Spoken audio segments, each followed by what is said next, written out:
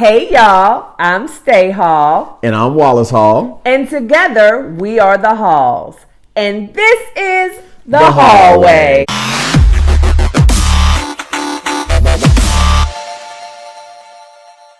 All right, so the hallway is all about helping today's thriving couples, but we also are about pouring into those who have a desire to be a part of a thriving couple one day. Yes, the singles.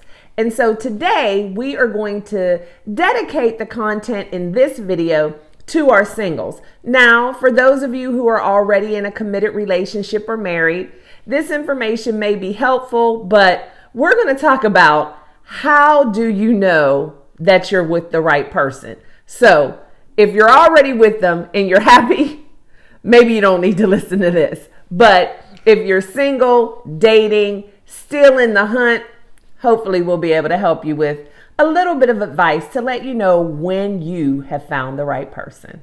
Yeah, I think Whitney had the song, How Will I Know? So that kind of goes along with what we're talking about today and how you will know if that line, if your vision and goals and what you have and what you want for your dream relationship lines up with the person that you are dating or the person that you are thinking about dating.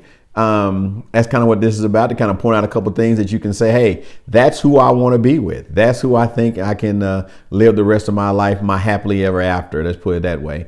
And hopefully today we can share a couple ideas, maybe a few thoughts, some things that some of you may not have noticed before or seen, or just make you aware of some things that will show you how will you know if he or she is the right one.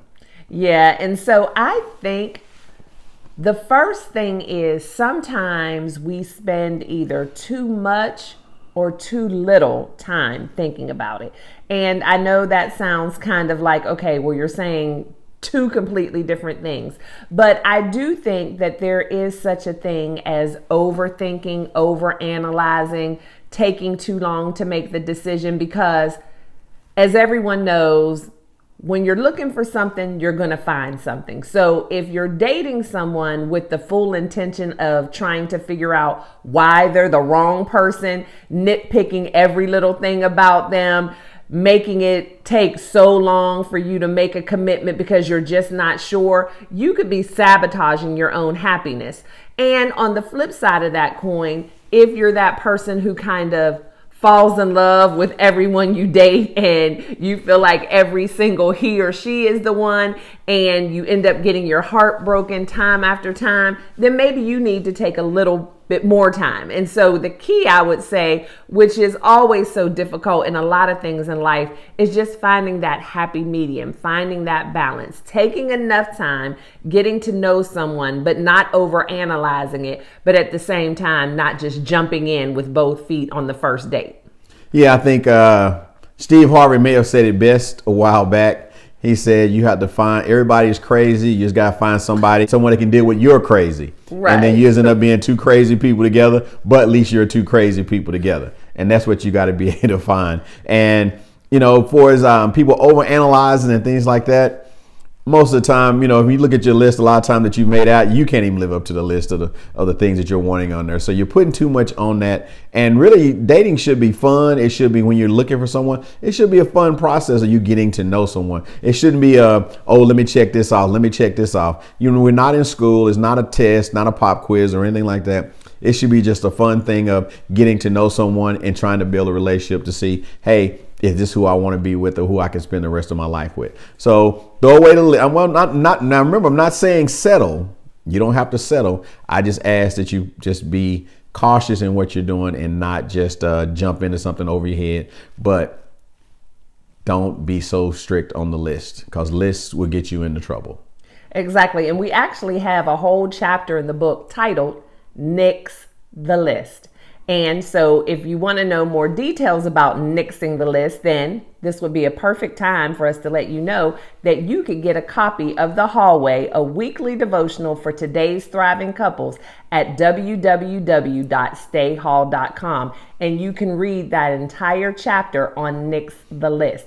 Because with the list, sometimes we have expectations of other people that we can't even meet ourselves. And remember, when you're in a relationship, it's two people, which means that they might have a list too. And so when you compare your list to who you are as a person, can you check all of your boxes for yourself? And so you have to really figure out what Wallace and I call are the non-negotiables, the things that you just can't live with or the things that you just can't live without. Sometimes our lists are very shallow, like tall, dark, and handsome, has to make at least this much money per year, needs to have this type of education, needs to come from this type of family and this type of influence. Those things really don't mean a whole lot in the grand scheme of relationship, because instead of being so involved in what someone has, why not put more focus on what you can build together? Right. That's what you want to do. Focus on what you can do together, because that's what's going to matter in the end. It's not about being by yourself. It's where a lot of you end up when you have those lists and things like that, because you sit there and say, I can't find anybody to meet these standards. And that's why we said, a lot of the standards that you put on these lists, you can't meet yourself. Things are going to happen. People are going to be who they are, and just get to know someone, because you may find out you're creating a whole new list because what they offer and what they're bringing to the table. This works for me. This works for me. This works for me. Instead of he doesn't meet this, he doesn't meet this, he doesn't meet that. That's not what you want to do. Or she doesn't meet this, she doesn't meet that. I was just gonna say. Yeah, you got to be able to look at it both. Look at it like that, because like I said, you're trying to find happiness, and you're not going to find happiness working off a list. And so exactly what we say about nixing the list, I also don't want you to overlook the red flags. That's something that happens with a lot of people, where you notice certain things in the very beginning that you definitely know that you can't live with, but you have this fantasy that in time it'll go away, or you'll be able to fix him or her. If there are signs early on in the relationship and you're having a lot of struggles very early on in the relationship, don't waste a whole lot of time trying to fix it, and definitely don't settle. A lot of people end up in horrible relationships and marriages that end up in divorce because they ignored the red flags. If you are being mistreated, neglected early on in a relationship, do not stick around, because guess what? It's going to continue. If you start off a relationship early on and you're having trust issues and you don't feel secure in the relationship, don't waste a lot of time fixing that, because 9 times out of 10, things are not going to ever get any better, and they're probably going to get worse. So just like you don't want to have so high of expectations that no one would ever be able to meet them, you also want to have your standards that you're never going to lower for anyone, because you deserve to be treated well. Right. When you look at situations where domestic violence, the rise in domestic violence right now, and things like that are happening, spousal abuse and things like that, be careful, because a lot of times when things are happening before you get together, what do you think is going to happen after you say I do and walk down the aisle? So those things are going to continue. So those red flags are popping up, such as not coming home, not being attentive to you. You know, somebody says, I want to get him, I want to marry them, and I can change them. No, people are going to be who they are, especially when you start getting around our age and things like that. People are who they are. You know, people don't change. Or like I say, a leopard don't change his spots. People don't change. If they're doing certain things before you get together or before you get married, they're going to do those same things after. So those red flags that are popping up, just be cautious on those. And that's what I say, it goes back to communication, having those conversations with people. Before you invest that time in a relationship with somebody, ask them, you know, what do you want out of a relationship? Do you want a committed relationship? Do you want a long-term relationship? Or are you just in it to have a little, have a little fun and go from there? So that needs to be talked about up front, so you both can be on the same page. And that way you don't end up 3-4 years down the line with someone says, I don't want to get married. And that's what you went to a relationship hoping. So don't try to change anybody. If they are who they are in the very beginning, chances are 3, 4, 5, 6 years down the line, they're going to be that same person. Yeah. And another thing is, you have to be willing to have those critical, crucial conversations up front.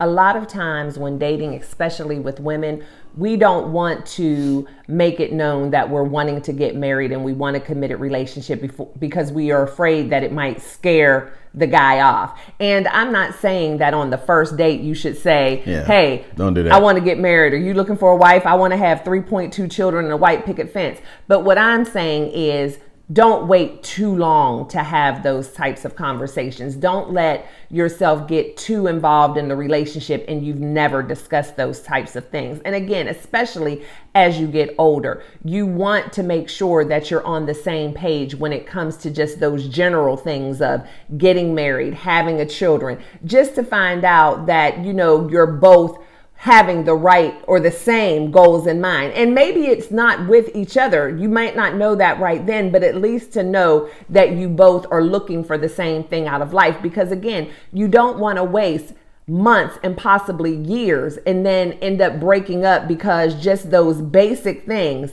you two didn't have in common, but you neglected to ever talk about it, a lot of times out of fear. And then you end up losing the person anyway, or being miserable and settling in a relationship. Right. And a lot of times too many people just want to have a wedding. They just want to get married and they jump into it or they rush into a situation in the very beginning of it because they were looking for somebody just to say, I do. You know, and be careful with that because I've counseled a few couples in these last couple of years. And it seemed like to me, when it boiled down to it, they really didn't want to have a marriage. They wanted to have a wedding.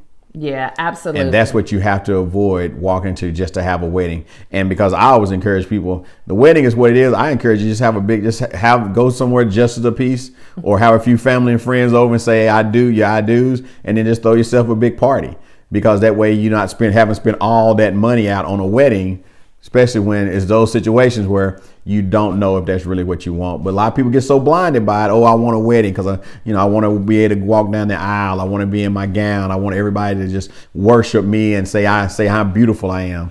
You got to be careful with that because I've seen several couples in these last couple of years spend a lot of money, tens of thousands of dollars on a wedding, and they're not together. They're not together today. For the simple fact is somebody was just wanting a wedding. They wasn't really wanting a marriage.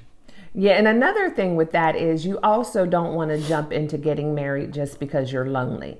Yeah. I know that loneliness is no fun. Loneliness can be quite sad and even painful at times, but it's still not as bad as jumping into a relationship too fast, committing too soon, and getting married and then being miserable.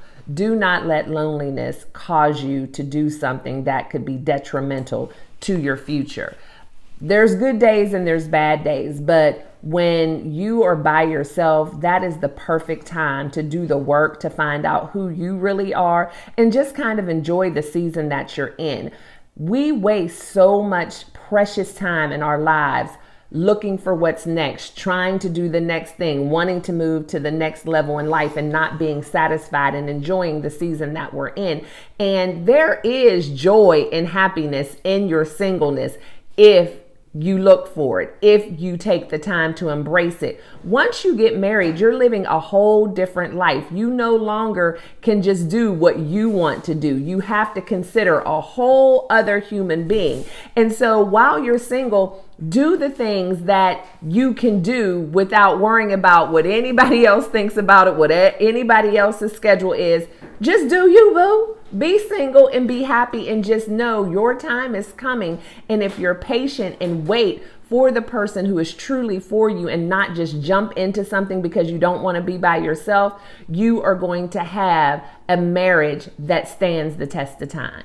Yeah, and I say men and women both, if you come into a relationship and someone has expressed you they want to get married and you really don't waste their time.